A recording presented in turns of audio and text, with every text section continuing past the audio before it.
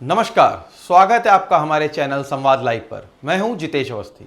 जम्मू कश्मीर विधानसभा चुनाव 2024 के दूसरे चरण के बारे में आज हम बात करेंगे, जो एक दशक बाद हो रहे महत्वपूर्ण चुनाव का हिस्सा है।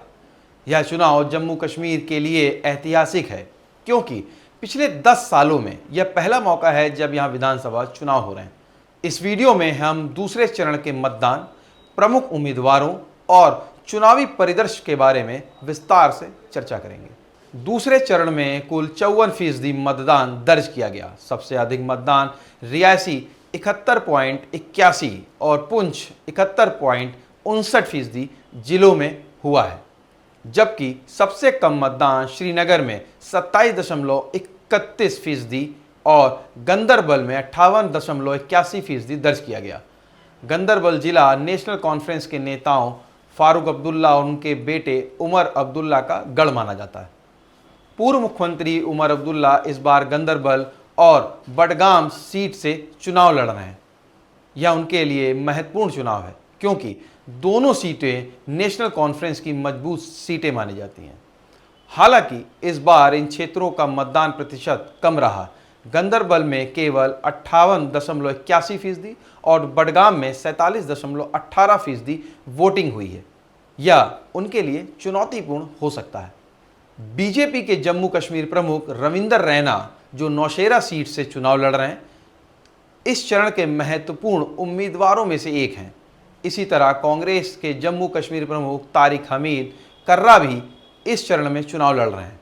वह श्रीनगर लोकसभा क्षेत्र के सेंट्रल शॉल्टैंग सीट से चुनावी मैदान में है, जो इस बार जोड़ी गई नई सीटों में से एक है। दूसरे चरण में कुल 26 विधानसभा सीटों पर मतदान हुआ है, जिनमें से 15 सीटें सेंट्रल कश्मीर की हैं। यहाँ की सीटें जैसे खनियार, जेड़बल, लाल चौक, ईदगाह और हजरतबल में मतदान प्रतिशत हमेशा से कम रहा। इस बार भी यह 15.8 और 34.65 के बीच ही रहा है, जो एक चिंता का विषय है।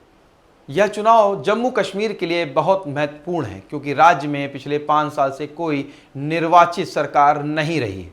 2018 में बीजेपी ने पीडीपी से समर्थन वापस ले लिया था, जिसके बाद महबूबा मुफ्ती की सरकार गिर गई थी और राज्य में राष्ट्रपति शासन लागू हो गया था।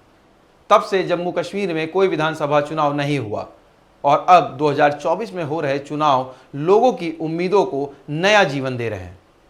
पिछले साल दिसंबर में सुप्रीम कोर्ट ने आदेश दिया था कि जम्मू कश्मीर में 30 सितंबर 2024 तक विधानसभा चुनाव करवाए जाएं।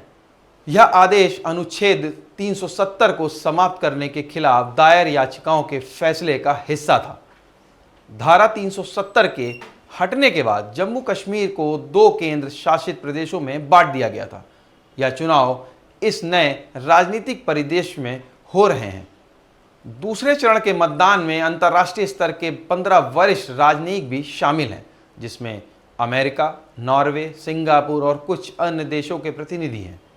यह दल America deputy chief of mission jargon Andrews के नेतृत्व में था।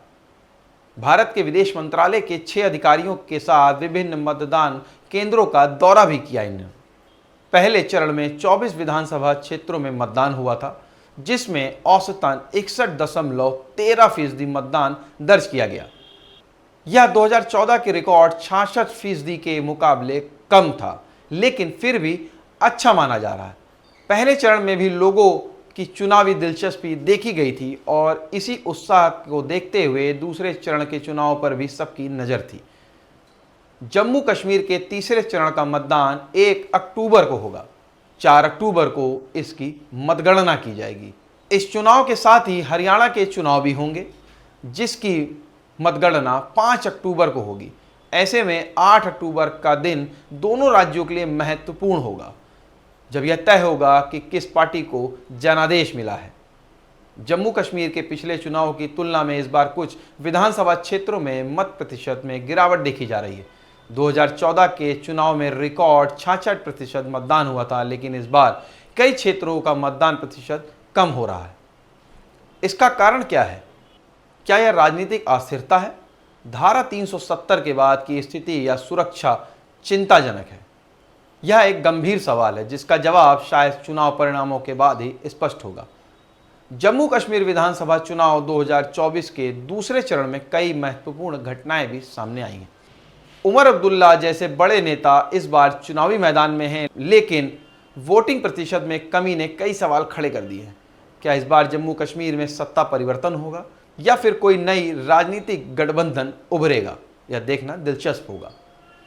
तो आज के लिए बस इतना ही। अगर आपको यह वीडियो पसंद आया हो तो हमें ज़रूर बताएं, इस वीडियो को शेयर ज़रूर करें, और हाँ, अगर आपने हमारा चैनल सब्सक्राइब नहीं किया है तो आज ही करें। नए वीडियो के साथ हम फिर सामने आएंगे, तब तक के लिए हमें दीजिए इजाज़त। नमस्कार।